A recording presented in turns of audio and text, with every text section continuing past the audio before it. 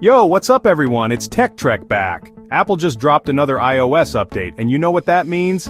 Time to dive in and see what's new. iOS 18.5 beta is hiding some seriously clever features that most people haven't even noticed yet. We're talking quality of life improvements, design tweaks, and maybe even some hints about the future of iOS. We're going deep into the details that Apple doesn't always highlight, the stuff that actually makes a difference in how you use your iPhone every single day. Over the next few minutes, I'm going to break down everything you need to know about iOS 18.5 beta. We'll uncover those hidden gems, analyze what they mean for the future of iOS, and of course I'll give you my honest take on whether it's worth hitting that update button. Before delving deeper, do not forget to hit the subscribe button to get all our new videos. So grab your iPhones, get comfortable, and let's get started.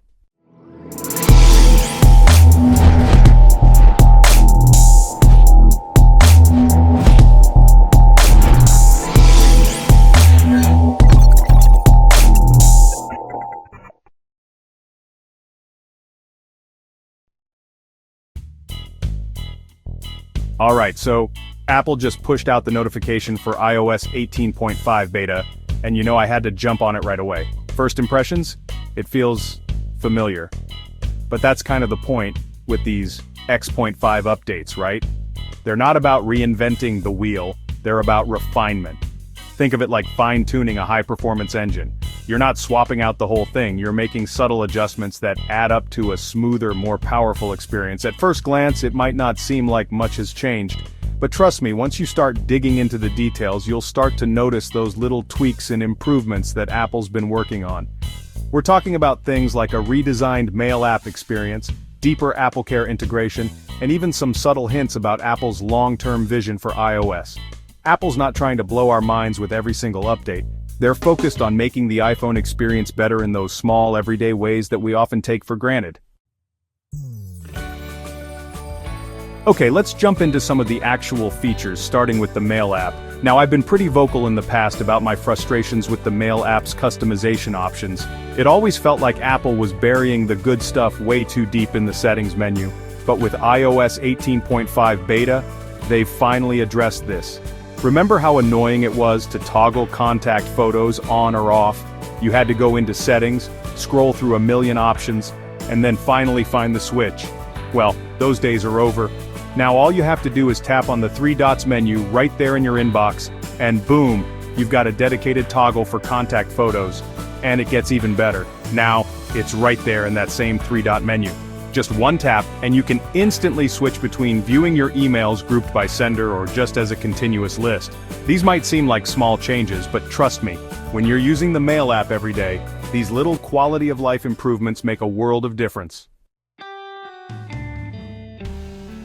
Alright, so we've talked about the Mail app, but now let's move on to something that's a little more unexpected. AppleCare. Apple's actually made some significant changes to how you manage your device protection with this update. First off, you'll notice this sleek new AppleCare banner right in your Settings app.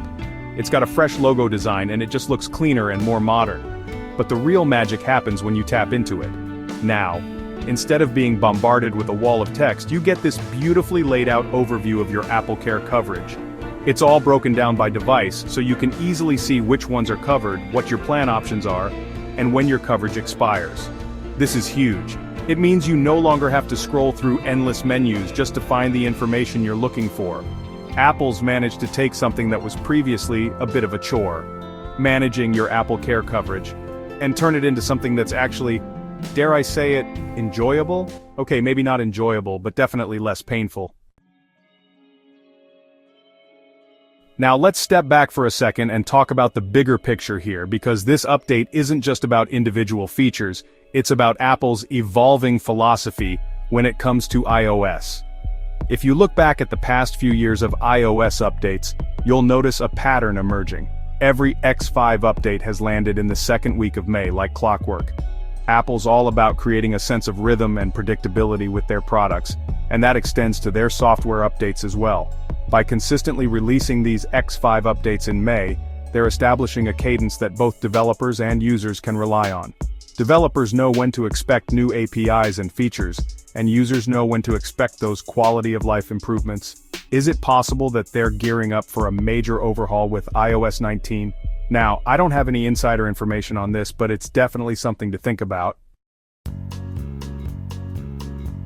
So, we've talked about the Mail app, AppleCare integration, and even Apple's potential plans for iOS 19, but what does it all mean?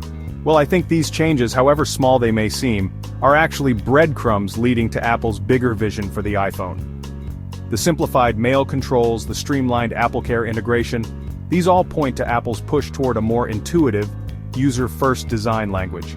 They're moving away from complex menus and settings, and focusing on making the experience as frictionless as possible, and I think this trend is only going to continue with iOS 19.